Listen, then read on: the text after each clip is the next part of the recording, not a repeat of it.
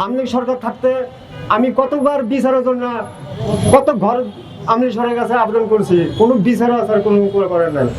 আমি যেরকম আজকে 14টা বছর ধরে কাঁদতেছি যে ফেলানির বিচারের জন্য, আমি এখনো বিচার পাই নাই। আমি আশা করি এবং নতুন সরকার আসছে আমাদের, আমি জানি যে নতুন সরকার আমাদের বিচার করবে। 2011 সালে আমার মেয়ে ফেলানি যেভাবে নির্মমভাবে কষ্ট করে পাখির মতন গুলি করে যেভাবে অমিয় ঘোষ যেভাবে পানির মতন কাঁটাতারে ঝুলিয়ে রাখছিল, পানি করে অনেকবার চিল্লেছে আমার সামনে, কিন্তু বেশি তাও তাকে কোনো ক্ষমা করেন নাই।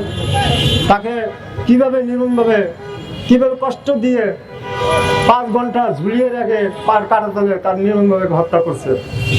আওয়ামী লীগ সরকার থাকতে আমি কতবার বিচারের জন্য কত ঘর আওয়ামী লীগ সরকারের কাছে আবেদন করছি, কোনো বিচার আসার কোনো করেন নাই। খালি আমাকে আশ্বাস দিয়ে গেছে।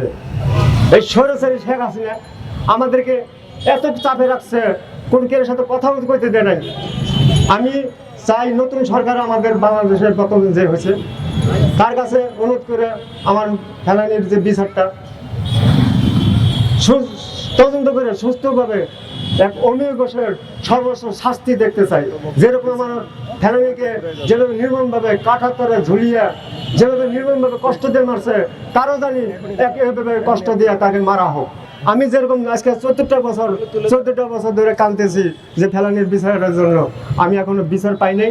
আমি আশা করি এবং নতুন সরকার আসছে আমাদের, আমি জানি যে নতুন সরকার আমাদের বিচার করবে। আমি এটাই চাই। ভারতের সাথে এখন চোখ তুলে চোখে চোখ রেখে তার সাথে মোকাবেলা কথা হবে, এটাই আমি চাই। সবাই রুখে দাঁড়ান আর সীমান্ত হত্যা বন্ধ হোক, আর যাতে এরকম কোনো মার খালি না হয়, আমি এটাই চাই।